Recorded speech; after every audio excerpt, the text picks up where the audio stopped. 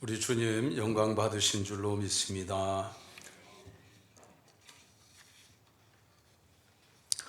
선물을 받는 사람은 갑자기 얼굴이 밝아집니다. 마치 어두운 방 안에 전등 스위치를 넣은 것처럼 밝아집니다. 선물 자체도 의미가 있지만 주는 사람의 마음을 받았기 때문에 오래도록 감사한 마음을 간직하게 되고 친근한 마음을 간직하게 됩니다. 제게 아주 오래된 조끼가 있습니다. 털실로 짠 니트 조끼인데 한 20년은 된 것 같습니다. 아직도 종종 꺼내 입습니다. 준 사람은 아마 까맣게 입고 있을 거예요. 그러나 저는요, 입고 있으니까 그 볼 때마다 기억하고 감사하는 마음을 가지고 있습니다. 선물은 받는 사람의 마음을 마치 불을 켠 것처럼, 전등불을 켠 것처럼 밝게 만들어 줍니다. 그러나 우리가 받은 선물들은 아무리 좋은 것이라 할지라도, 아무리 큰 것이라 할지라도 모두 스몰입니다. 작다는 말이에요. 스마트워치를 받았어요. 얼마나 좋아요. 몇 걸음 걸어갔는지, 얼만큼 이제 달려갔는지, 열량은 얼마나 소모가 되었는지, 또 몇 킬로칼로리를 소모하기 위해서 워치를 들여다보면서 하루하루 이렇게 채워나가. 건강관리에 대단히 소중해요. 좋아요. 그러나 스몰이에요. 스몰. 작은 선물에 불과해요. 그러면 어떨까요? 좋은 자켓을 하나, 아주 멋진 자켓을 선물 받았습니다. 그것도 역시 스몰이에요. 그러면 얼마나 해야 좋을까요? 승용차를 하나 선물 받았습니다. 수천만 원이나 합니다. 그래도 스몰일까요? 그래도 스몰이에요. 그러면 아주 새로 지은 아파트 한 채를 선물을 받았어요. 이건 수억 원이에요. 여러분, 그래도 스몰입니다. 하나님이 우리에게 주신 선물에 비하면은 모두 스몰에 불과하다는 그런 말입니다. 하나님은요, 우리가 생존하는데, 살아가는데 필요한 것들을 선물로 주셨습니다. 공기와 물, 우리가 살아가는데 생명 유지를 위해서 필수입니다. 값없이 주셨습니다. 지금 우리가 물을 값주고 사는 것은 가공비, 유통비, 세금, 그리고 업체의 이문, 이런 것을 합쳐서 형성된 가격입니다. 만약 하나님께서 우리 생명에 필요한 이런 것들을 값을 주고 사게 한다면 아무도 생존할 수 없을 것입니다. 육체의 생명뿐만 아니라 영적인 생명을 위하여 하나님이 우리에게 영원한 생명의 선물을 주셨습니다. 그게 바로 성탄입니다. 교리적인 용어로는 이 성탄을 성육신 또 혹은 인카네이션이라고 부릅니다. 한번 따라해 보실까요? 성육신. 좀 문자지만 교회에서는 늘 쓰는 거니까 기억해 두시고 사용하실 수 있습니다. 성육신. 영어로는요, 인카네이션이라고 부릅니다. 이것이 우리 생활 속에서 패러디 되어서 많이 적용되어지니까 이 성육신 인카네이션을 기억하고 있으면 내 삶을 이렇게 비추어 볼 수 있고 확인해 볼 수 있는 좋은 지표가 됩니다. 영으로 존재하시는 하나님이 친히 육신이 되어서 역사 속에 들어오셔서 우리와 함께 하셨어요. 인간의 모든 죄를 속량하여 해결하시고 그리스도께서 부활하여 영원한 천국의 삶의 길을 열어주셨습니다. 그래서 이것을 위해 찾아오신 것이 성탄이에요. 오늘은 하나님이 우리에게, 온 인류에게 주신 고귀한 선물이라는 주제로 설교할 때에 하나님의 사랑을 깨닫게 되고 예수 그리스도 안에서 영원하고 고귀한 이 생명을 얻고 살게 될 수 있기를 축원합니다. 하나님이 우리에게 주신 가장 고귀한 선물은 첫 번째로 독생자를 주신 사랑입니다. 16절에 그렇게 말씀해 주고 있죠. 하나님이 세상을 사랑하사 독생자를 주셨으니, 여기에서 중요한 말은요, 주셨으니, 우리에게 주셨다는 말이에요. 말로 한 것이 아니라 하나님께서 의지적 결단으로 자기 자신을 내어주셨다는 말입니다. 이렇게 한다는 것은 하나님에게 있어서도요, 아주 중대한 결단이 필요했던 거예요. 쉽게 결정할 수 있는 일이 아니었다, 그런 말입니다. 너무 불편하고 고통스러울 거예요. 전능하신 하나님이 이 한계가 많고 제한이 많은 인간의 육신을 입으셨다. 얼마나 힘들고 어려운 일이에요. 얼마나 불편한 일이겠어요. 제가 한번 이해를 돕기 위해서 한번 가정한 예화를 해보겠습니다. 최재천 그 박사님을 대상으로 했는데 그 박사님에게는 혹시 누가 되지 않게 되기를 바라요. 개미들이 땅바닥에서 무언가를 옮기고 있습니다. 그 옆에는 커다란 불도저 한 대가 세워져 있습니다. 땅을 개발해야 돼요. 개미들은 어서 이 자리를 떠나야 돼요. 그때 그것을 보고 있는 이화여자대학교 석좌 교수 최재천 박사님이 거기 있습니다. 이분이 하버드 대학에서 개미를 전공하신 분이에요. 생물학에서 개미 박사예요. 개미를 너무 사랑해요. 그래서 개미에게 이 위험을 좀 알려주고 피하라고 개미에게 전해주어야 되겠어요.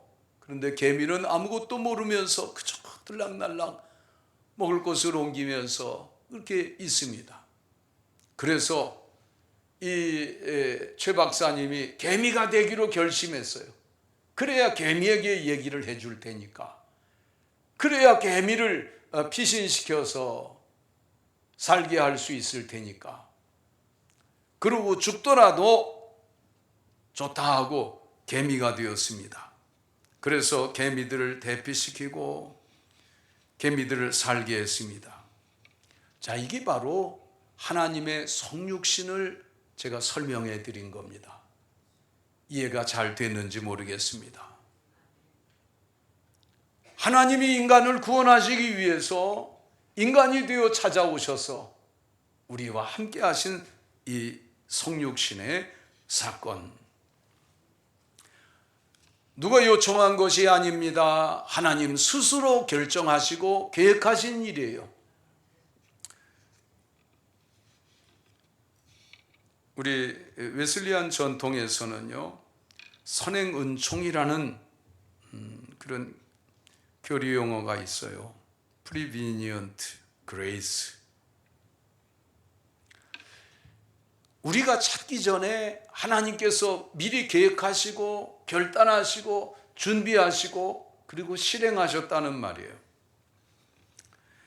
인간의 요청에 의해서 하나님 육신을 입고 찾아오셔서 우리를 좀 구원해 주셔야 되겠습니다, 이런 요청을 사람들은 해야 될 필요성도 모르고 그렇게 어떻게 해야 되는지도 모르고 아무것도 모르고 있어. 그런 인간을 위해서 하나님께서 결정하시고 결단하시고 그리고 이 땅 위에 찾아오셨다, 그런 말씀입니다. 이것이 바로 하나님의 은혜입니다. Prevenient grace, 하나님의 선행적인 은총입니다. 예수님은 하나님의 독생자입니다. 단 하나라는 뜻이에요. 헬라어로 모노게네스라고 그럽니다. 모노는 하나, 하나라는 뜻이고 유일한 그런 뜻입니다. 게네스는 하나님의 본질을 말합니다. 그러니까 이거는 어떤 숫자적인 개념을 하나 둘 이런 의미가 아니고요. 하나님 자신, 하나님의 본질, 하나님 자신이 육신을 입고 찾아오셨다, 그런 말씀이에요. 아들이 여러 짓는 중에 하나 보내주신 것이 아니에요. 그 중에 뭐 여러 짓는 중에 하나쯤은 하고 보내주신 것이 아니에요. 독생자 그분은 하나님이셔요. 아멘. 골로새서 1장에서도 그것을 아주 크게 말씀해 주시고 요한복음 1장에서도 그것을 크게 말씀해 주시고 그것을 증명할 수 있는 것들이 성경에 차고 넘칩니다. 그래서 이거는 독생자를 보내셨다 그러니까 우리가 아들은 보내고 아버지는 이렇게 생각한 것이 아니라 하나님 자신이 육신을 입고 찾아오신 일이라, 이렇게 이해해야 하는 것이에요. 종교개혁 시대에 경건주의에서는 이것을 자기 비움이라고 그렇게 교리를 표현을 했어요.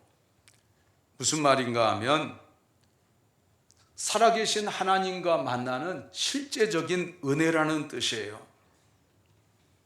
요한복음 14장에 가보면 주의 제자 빌립이 주여 아버지를 우리에게 보여주옵소서, 그리하면 족하겠나이다.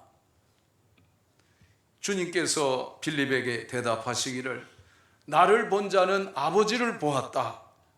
어찌하여 아버지를 보이라 하느냐. 그러니까 바로 이것이 이제 성육신, 바로 독생자를 설명해 주고 있는 것이에요. 하나님 자신이 육신을 입고 찾아오신 것을 말씀해 주고 있는 거예요. 나를 본 자는 아버지를 보았는데 아버지를 보여달라고 하느냐, 대답하신 것이죠. 우리를 사랑하셔서 성육신하신 하나님의 사랑과 우리 주 예수 그리스도의 은혜를 날마다 한 걸음씩 한 걸음씩 더 깊이 깨달아가는 그런 은혜가 여러분과 함께 하시기 바랍니다. 두 번째로, 하나님이 성육신하여 우리에게 주신 선물은 세상을 정죄하려 하심이 아니고 구원하려 하심이라. 구원하시기 위해서 오신 것이에요. 정죄되어진 것은 이제 과정 속에 이루어진 일이죠. 구원하시기 위한 목표를 가지고 하나님께서 성육신하신 것입니다. 그래서 17절에 그것을 말씀해 주는데 우리 같이 읽습니다. 하나님이 그 아들을 세상에 보내신 것은 세상을 심판하려 하심이 아니요 이로 말미암아 세상이 구원을 받게 하려 하심이라. 아멘. 구원하는 과정 속에 심판할 수밖에 없는 거예요. 심판되어지는 과정이 같이 병행되어지는 거죠. 목적은 구원하려 하심이에요. 인간은 본래 하나님의 형상대로 지음받아 하나님과 항상 교통하며 살도록 지음을 받았습니다. 그러나 불순종의 죄가 들어오니 하나님과 멀어졌어요. 간격이 생겼어요. 구렁이 생겼다. 옛 성경에는 구렁이라고 표현했어요. 그러니까 뱀, 구렁이를 말하는 게 그게 아니고요. 하나님과 간격을 말합니다. 우리가 어떤 건너기 어려운 그런 땅거짐이 있을 때 구렁텅이라고 그러잖아요. 구렁텅이. 그런 의미에서 구렁이에요. 간격이 생기고 하나님에게 건너갈 수 없고 가까이 할 수 없는 구렁이 생겼다. 그런 말입니다.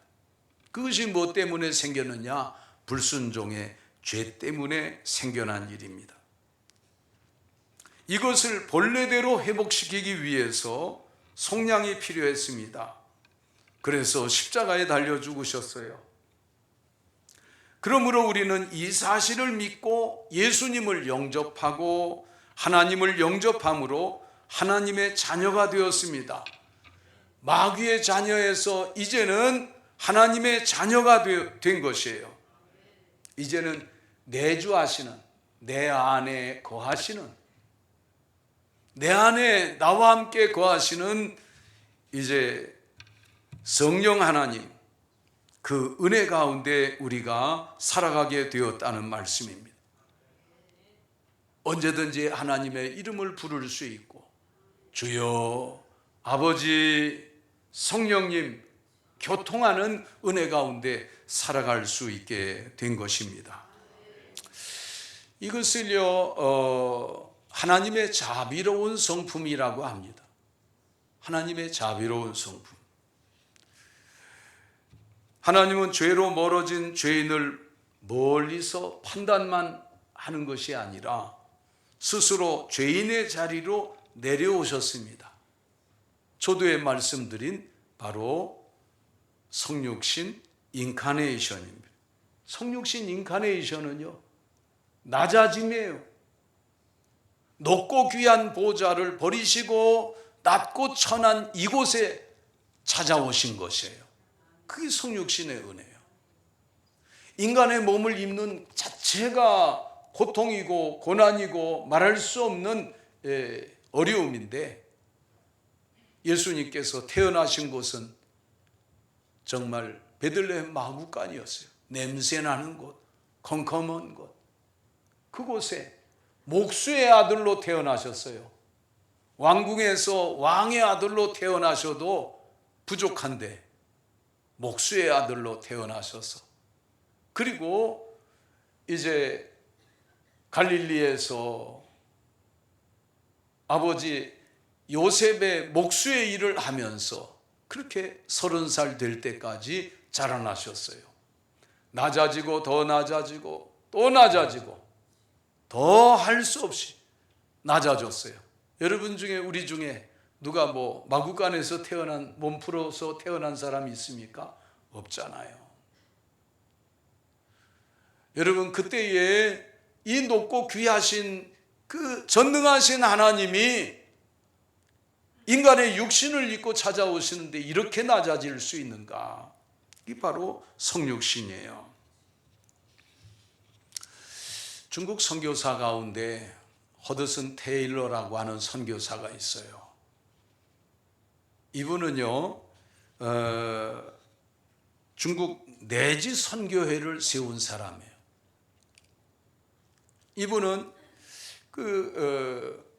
청나라 말기 시대에 들어와서 선교 활동을 했는데, 청나라 사람 그대로 되어서 내가 중국 사람을, 이 청나라 사람들을 복음을 전하고 구원을 할 수 있다, 이렇게 예수님의 성육신을 그대로 몸으로 실천한 그런 선교사였어요. 변발하는 거 좀 이미지 좀 올려줘 보세요. 청나라 시대에 중국 사람들이 저렇게 변발을 했어요. 그 선교사도 똑같이 머리를 저렇게 깎고, 보기 좋은가요? 좀 아이고 민망스럽죠. 그런데 이 테일러는요, 저렇게 변발을 했어요. 중국 사람들 사는 집에서 살고, 중국 사람이 먹는 그 음식 같이 먹고, 그리고 중국 사람들과 똑같은 방식으로 생활하면서 복음을 전했어요. 중국 곳곳에 복음을 전했어요. 그것이 중국 사람의 마음을 움직였어요. 마음을 열었어요. 그러니까 다른 선교사들은 보면 양복 입고 이제 중절모 또 그들의 그 문화적인 특성을 나타내는 것을 다 이렇게 가지고 왔는데 테일러는 달랐어요. 코가 크고 눈이 큰 거야 어떻게 감출 수 없지만 그 외의 모든 것들을 청나라 사람들과 똑같이 하니까 마음이 움직여져서 열려졌던 거죠. 바로 이것이 인카네이션을 실천하는 선교가 되었던 거죠. 그랬더니 선교사 동료들이요, 이 테일러 선교사에게 품위를 버렸다고 비판을 받았다고 했습니다. 그때 테일러 선교사는 이렇게 말했대요. 중국인을 얻기 위해서 중국인의 마음속으로 들어가야 된다. 여러분, 그 결과는요, 중국 곳곳에 교회가 세워지게 되고 많은 사람들이 주님을 믿고 돌아오는 역사가 있었던 것입니다. 여러분, 어린아이하고 한 5살 어린아이하고 어른이 대화하려면 어떻게 해야 돼요? 아이는 고개를 쳐들고 쳐다보고 어른은 아이를 내려다보고 이 불편한 광경이에요. 그런데 할아버지는 어떻게 해요? 아저씨는 뻣뻣이 서서 말할 수 있어도요, 할아버지는요 한쪽 무릎을 탁 꿇습니다. 그리고 아이와 눈높이를 맞춥니다. 그리고 대화를 합니다. 이 마음이 무슨 마음인가 하면은 바로 인카네이션적인 마음이에요. 우리 그리스도인들이 갖는 마음은 바로 이런 마음이어야 돼요. 인카네이션적인 마음을 우리가 가지고 있을 때 평범한 일인데도 불구하고 뭔가 좀 다르지? 뭐가 다를까? 왜 다를까? 믿음의 비밀이에요. 인카네이션을 깨닫기까지는요 상당한 기간이 필요해요. 어려운 것 아닌데 그걸 깨닫기까지 오랜 시간이 필요한 거죠. 우리 속에 간직되어져 있어야 될 그런 가치인 것입니다. 하나님의 자비로운 성품으로 낮아지는 데에는 내 특권을 내려놓고 내 어떤 권리를 내어놓고 하는 것이 필요합니다. 내려놓고 또 내려놓고 그래야 이제 주님의 이 낮아짐을 성육신을 닮아가는 삶으로 점차 완성도를 높여나가게 되는 것이죠. 그래야 그곳에 내 삶의 주변에서 하나님의 구원하시는 생명, 하나님의 구원하시는 역사가 나타나게 되는 것입니다. 왜 오랜 시간이 되어도 내 주변이 바뀌지 않고 있을까요? 그것은 그 사람들의 문제라기보다는 우리는 나에게서 원인을 찾아야 돼요. 내가 더 낮아지고 주님의 그 성육신의 삶의 자세를 나도 본받아서 살아가게 될 때에 내 가족들을, 내 친구들을, 친척들을, 이웃들을 주 앞으로 인도할 수 있는 생명 구원의 역사가 나타나게 될 줄로 믿습니다. 이것을 우리가 본받아 나가야 되는 거예요. 그 크로스웨이 성경에 보면요, 그 크로스웨이가 참 잘 만들어진 성경 공부 교재예요. 거기에 그림으로 많이 설명해 준 그 중에 하나, 예수 그리스도는요 무릎을 꿇은 모습으로 간략하게 그리는 연습이 있어요. 무릎을 꿇었어요. 그런데 그 머리에는 면류관이 있어요. 왕이라는 뜻이죠. 여러분, 왕이 누구에게 무릎을 꿇어요? 세상에 있는 왕들은요, 누구에게 무릎을 꿇지 않아요. 그러나 예수님은 만왕의 왕이시면서도 무릎을 꿇어서 섬김으로, 더 낮아지고 낮아짐으로 섬김의 본을 보여주셨어요. 그래서 공부 시간에 그걸 그려보라고 그러면요, 간단한 그림이에요. 여기 보세요. 여기 집중해서 보세요. 이렇게 무릎 꿇은 모습, 머리, 몸, 다리, 그리고 모은 손, 이렇게 그릴 수 있어요. 그런데 이게 그려놓으면요, 만족하지 못하는, 그래서 다시 한번 그려보고 한 10번을 그려보고 그럽니다. 의미가 있어요.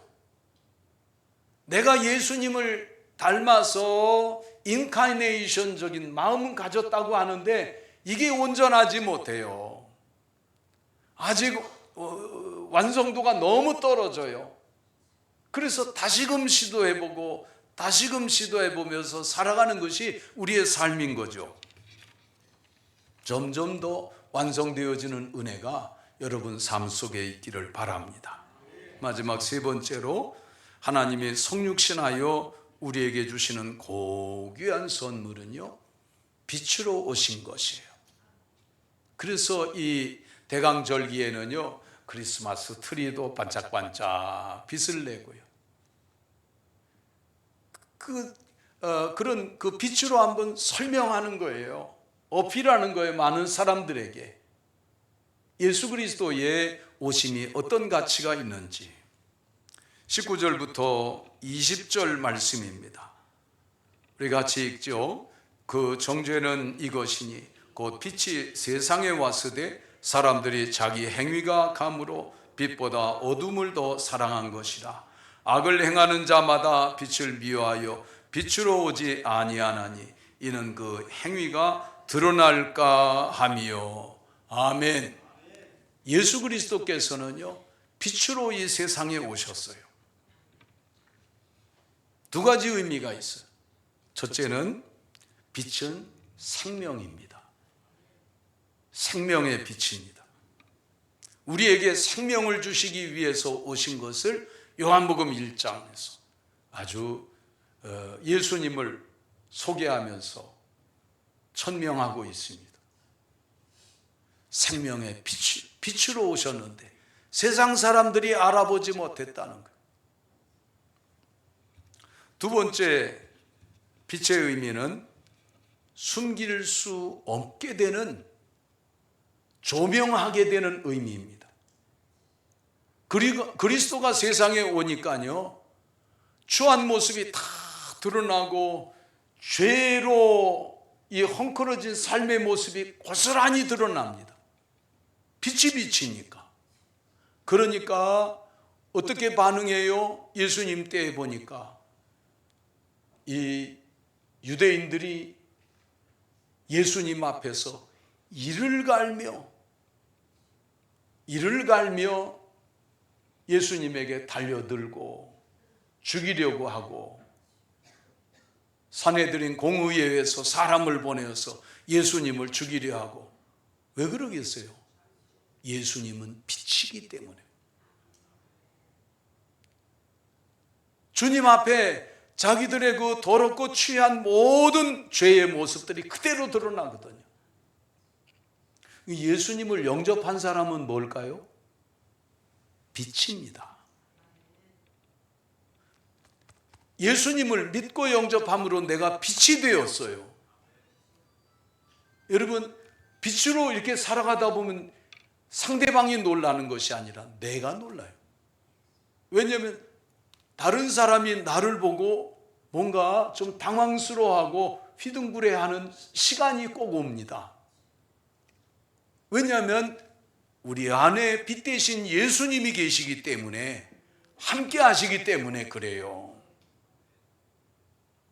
여러분, 이 대목을 기억하시고 많이 생각해 보세요. 그리고 확인해 보세요.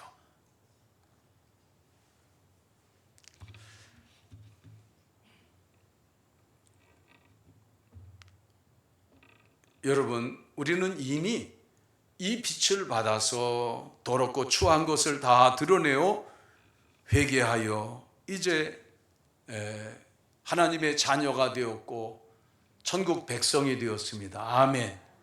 그래서 이 빛 앞에 나올 때는요, 말할 수 없는 평안함과 안식을 느껴요.